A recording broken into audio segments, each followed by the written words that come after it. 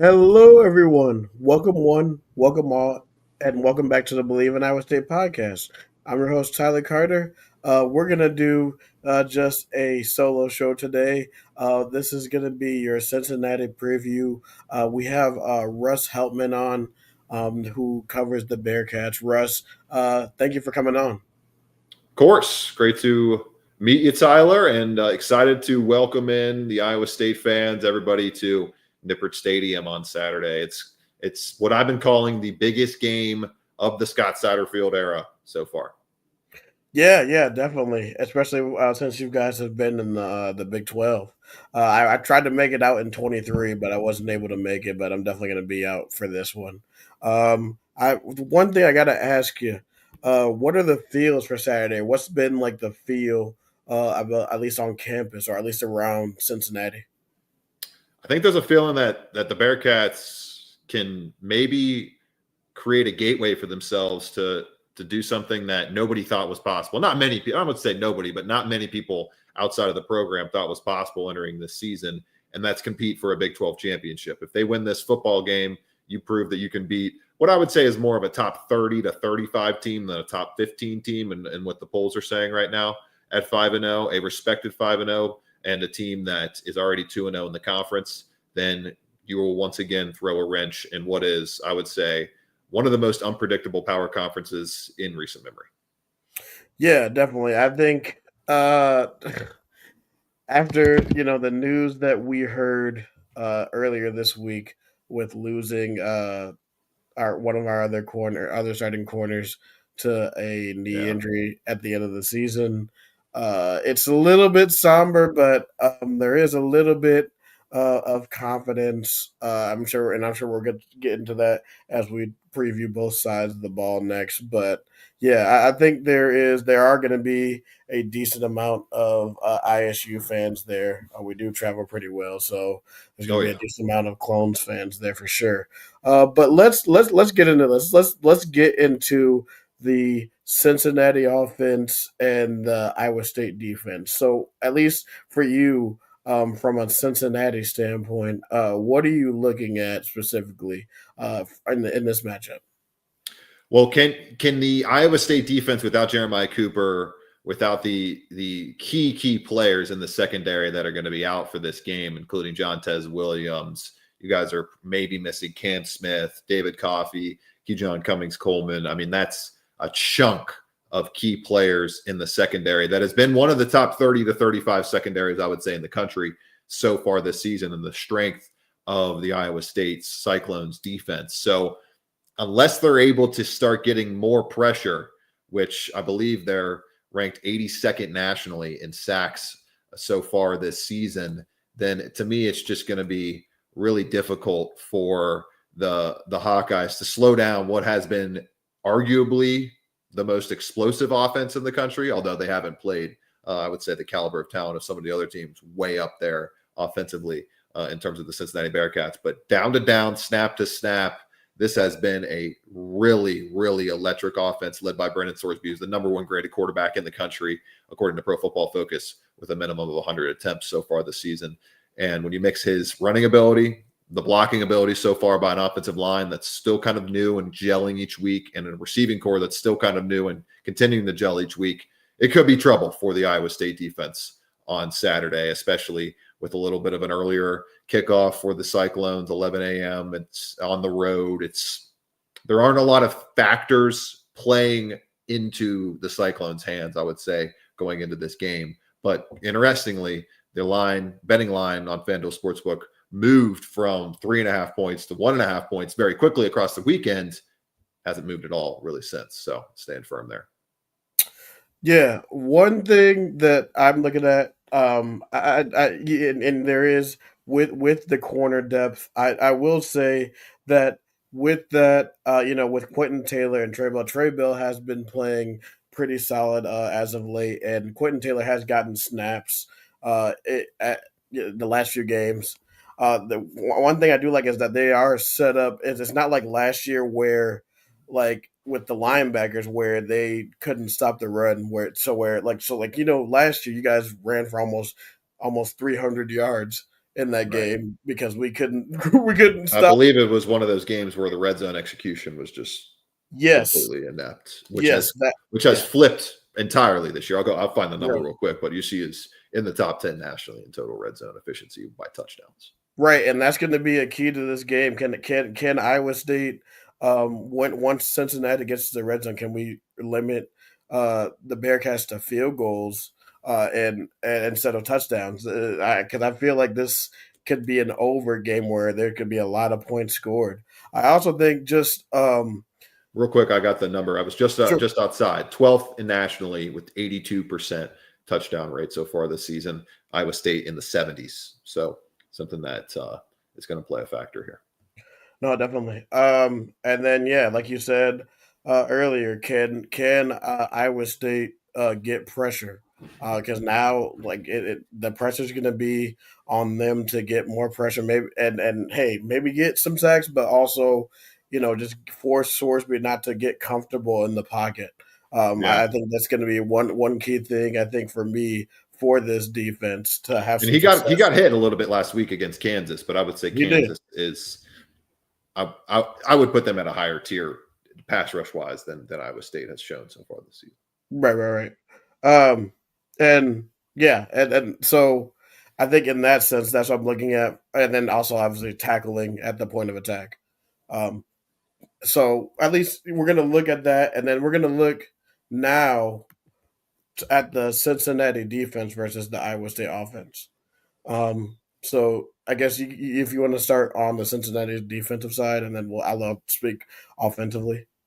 Well, personally, I'm someone that thinks there's going to be a lot of points in this game just because of the mismatches on either side of the ball here for both units. When you look at either defense, Cincinnati has been not great so far this season. They've been solid against the run, able to plug things up a little bit there, but they're just getting beat down play after play, drive after drive in terms of just giving up long drives, allowing drives to continue.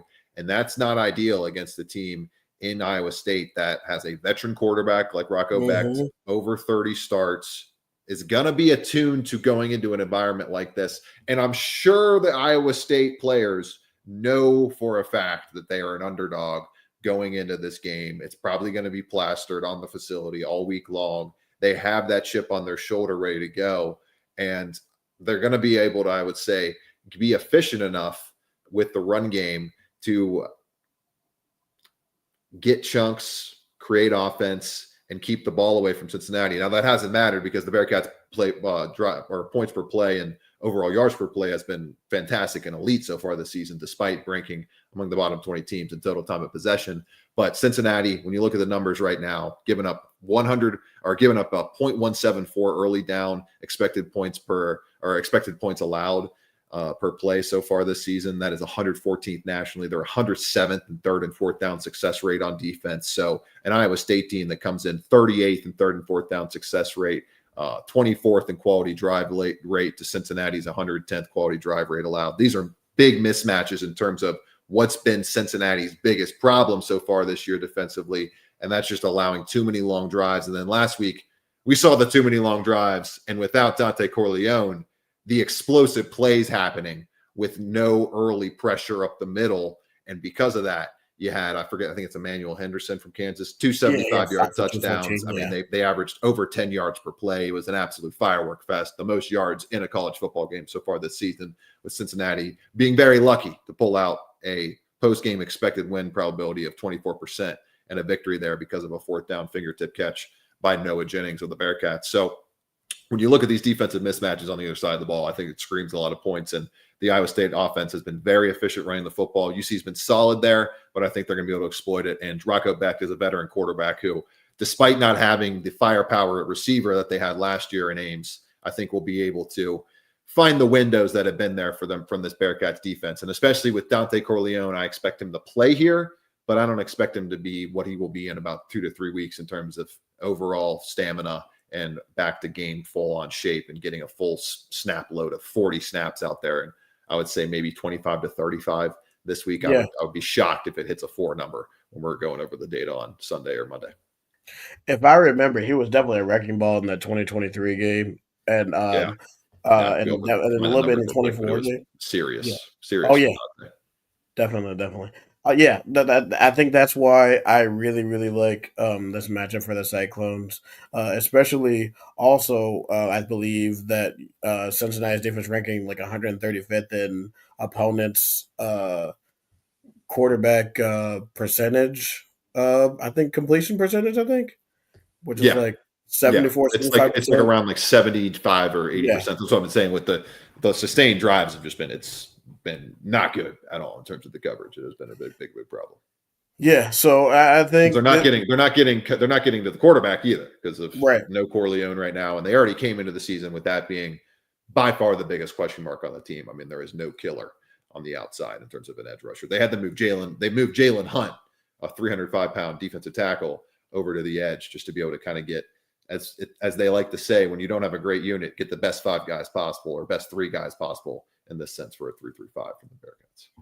Yeah, no, that's why it should be. That's why I think the tight ends are going to be key in this game with Bramer and Burkle, and maybe we'll see Tyler Moore in this game. Our offensive coordinator sometimes loves to cook up. Like last week, we were in 14 personnel with 4 tight ends on the field, so you never know with this offense. And I'm pretty sure that we're definitely going to be attacking the ball downfield because our offensive coordinator can be very aggressive. So I expect that in this game. And maybe and you know last week Chase Saul went off for 146. So maybe we see an emergence of him. And that's especially doses of Brett Eskelson, maybe Dom will be citing, maybe Xavier Townsend. So uh, a lot of weapons on offense, and definitely with definitely hopefully we can finish drives in the red zone with Carson Hansen too. So it should be points galore a lot in this one. But I'm very excited to see how this develops. All right, now we're gonna take is and now we're Real gonna quick look at. on the red zone, Oh sure, Cincinnati has been very good there. Very good. The explosive yes, plays have hurt them, but top 10 in the country in touchdown allowed in the red zone, 36.36%. They have really stiffened up and really put the cement wall up when they got down to that area, and obviously made the huge play at the goal line by Antoine Peak Jr. With the forced fumble last weekend. yes, and which is why it's going to be crucial for Iowa State to finish drives, especially now with their with their special teams issues and Conrarity being out and not not forcing your um, your kicker to get into Right. situations where Do you he's not. think they're going to have to go on anything Oh, 4th and 7 or less inside the Bearcats yes. 50-yard So line? I think Or I think a lot of situations are going to be 4 down territory. how good is Um, the punter? Are they going to? Because it kind of just depends on your punter. If So you trust Tyler the Perkins punter, has actually been pretty good. yeah. So yeah, that could be a situation in this game where field position could determine this game. But Tyler Perkins has been a pretty good punter for us. Um, but yeah, this battle right here, I think, and field position is going to be definitely underrated part of this game. No But doubt about it. with No the doubt about it. And speaking of yeah field positions, UC has been okay in that sense, but yeah overall, actually, when you look at the offense, they have not done a good job putting the defense in good field position. But the defense actually ranks 34th nationally in field right. percentage and field position ranking, and Iowa State up there at 24th on offense. So and that could honestly decide the game. Whoever can control the Mhm. field and be able to go back and forth in a 1.5 point spread. No, definitely, especially in a point spread that small. Yeah, and like it's about winning in the margins, like Coach Campbell always says. So Russ, for you, what are your 3 keys in this game for Cincinnati to get a win on Saturday? First off, I would say Brendan Sorsby has to continue to play, not necessarily like the number 1 quarterback in the country, which I would argue he has played close to that mill. I mean, obviously the first week against Nebraska is something that he's going to want to have back passing, but was still really good running the football. Had 2 touchdowns over 90 yards, I believe, with his legs. But he has to continue to Rainfire with his receiving core. Cyrus Allen has come over from Texas A&M and been a revelation in terms of a guy that can not only create space in the slot and in the small and intermediate areas, but have the speed to take those balls 30, 40 yards up the field and be able to score in the red zone as well with that kind of separation on those early routes. He's getting a big target share. So continuing to feed Allen. And then when I'm looking at this overall defense, can Dante Corleone, number 2, be a guy that is playing up to his standard, that is playing like the number 1 player on the defense? What I would say now is the number 2 player, because Antoine Peak Jr. is going to be playing on Sundays at this rate. He is a ball hawk machine. He is getting to the football at will. He's tackling like a machine, and he is the second highest graded player by Pro Football Focus on the entire team behind Brendan Sorsby, who has just been really, really good passing the football and really, really accurate in terms of his decision-making and explosive play rate, completely changing his ability to hit balls down the field in terms of his 20-plus yard throw percentage last year. And I think it's up 7, 8, 9%, something like that this season, and a lot higher grade from Pro Football Focus. But when you get back to Dante Corleone, can he get after this Iowa State offensive line, which I haven't gotten too deep into Iowa State's offensive line. How would you assess their ability to kind of go up against Dante Corleone and be able to handle that in the interior in this game? If Corleone, we'll say that he's pretty much 100% ready to go, which is kind of what I saw at practice on Tuesday. I don't know. I feel like we really haven't had that many conversations about the offensive line. The offensive line has been pretty solid. Right. And they really haven't given up that many sacks. I think there's only like 3 or 4 the upcoming season. So I do believe that the offensive Iowa State's offensive line is up for the challenge for Dante Corleone. Right. And so in that sense, it's going to be difficult. It's going to be difficult because Cincinnati has not been able to get pressure this year to slow down this Iowa State offense with 3 to 4 rushers. They've had to send extra men. They've had to send guys like Jake Golday, who's been able to get sacks and get after the quarterback, but you really don't want to give up that many guys in coverage, especially with how bad this coverage unit has been. And Cincinnati, unfortunately, has been outside the top 110 on havoc rate this season. Their ability to get PBUs, forced fumbles, interceptions, quarterback hits, stuff like that, and sacks mixed in there as well. And they're outside the top 110 in sack rate in general. So Dante Corleone creating a big play, creating pressure up the middle, flushing Rocco Becht out, forcing Rocco Becht to make an errant throw that's picked off by the Bearcats for a turnover that has really, really escaped them so far this season, and has been a big issue for Cincinnati, which sits at 126 nationally with 2 total turnovers on the season. That's got to change in this game. They've got to force 1 to 2 turnovers, and you look for Dante Corleone to be the guy to do that. And then hitting on all 3 phases of the game here, it's a massive mismatch on special teams. I'm just going to say it. I mean, it definitely is. Yeah, Max Fletcher at the punting procession, I would take him over almost any punter in the country right now. He's been fantastic. And then Steven Rusnak has, I think, if not the longest, the second or third longest made field goal streak in the country right now at 16 or 17. I believe it's at 17 made field goals in a row dating back to last season. And he has been lights out. Won Special Teams Player of the Week in the Big 12 this week from the performance against Kansas with 3 made field goals, ice in his veins, just all clear, never a doubt on any of them. And they had to have all those points to get the job done in the final minutes against Kansas. So if Steven Rusnak can be able to give Cincinnati a no-brainer 3 points every time they cross the Iowa State 45 or 40-yard line, then I think it's just going to put even more pressure on Rocco Becht in a situation where he's going to have to go for a lot of 4th downs with a freshman kicker that I believe, looking at the stats, has never attempted a field goal so far in his career. That's who they're going to have to rely on to kick extra points or roll out there for field goals in this game.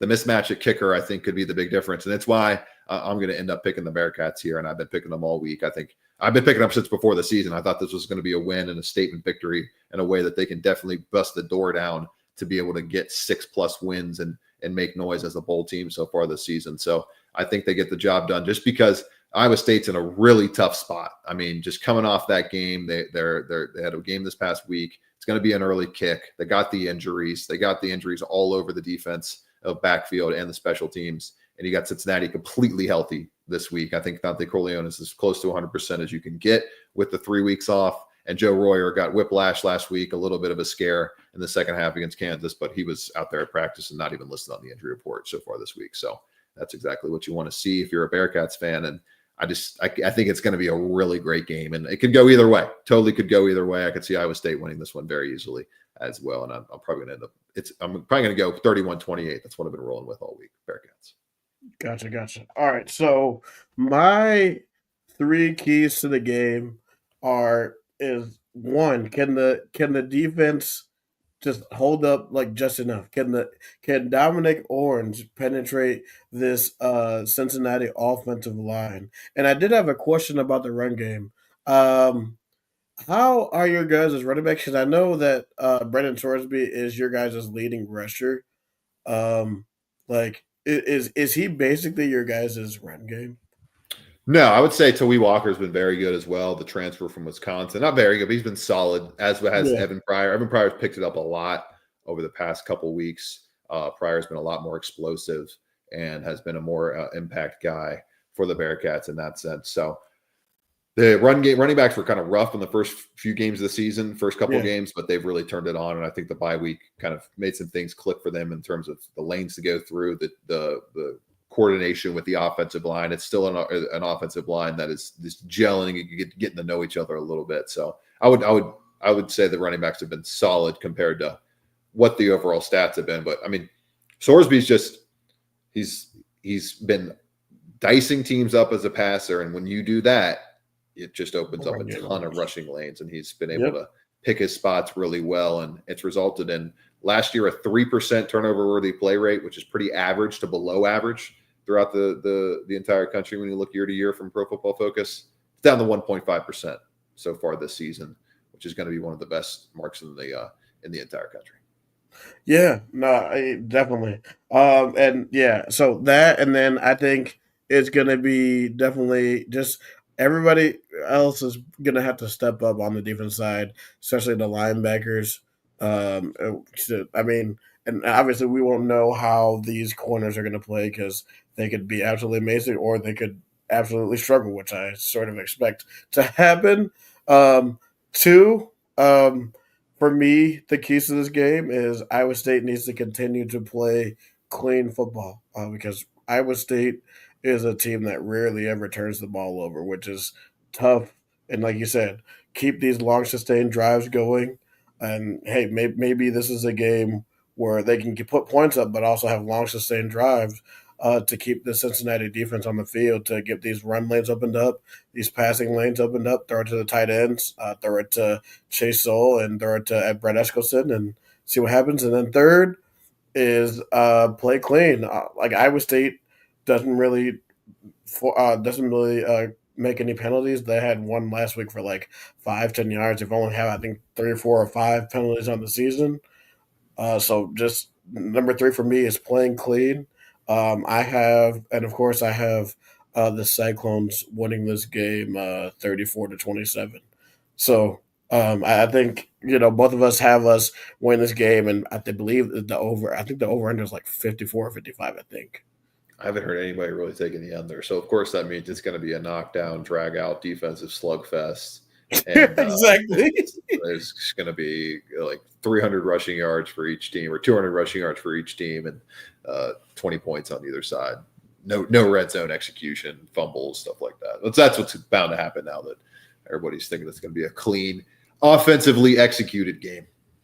Yeah, Russ, in the Big 12, it's always unpredictable. So that's exactly how it's gonna turn out. But Russ, man, thank you for coming on and giving us your time today. If you can just tell other Cyclone fans and maybe other Bearcat fans who haven't reached out where we can find you.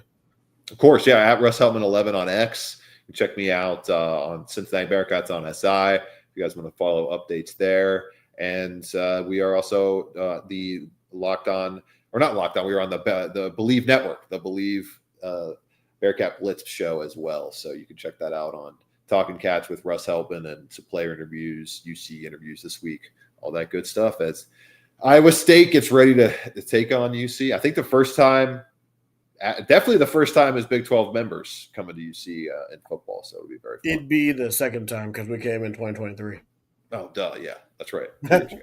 Duh. They played every single year. I think they're the only Big 12 team that played every single year. Yeah, I think I don't know. I sort of Original Big 12 team. Yeah, original. Yeah, I sort of consider this just like a pseudo rivalry, mainly because of our former linebackers coach, and then just the fact that a lot of our coaching staff is from the state of Ohio Oh, yeah. and stuff. So like, Well, it I hasn't been much of a consider rivalry in football or basketball so far. right.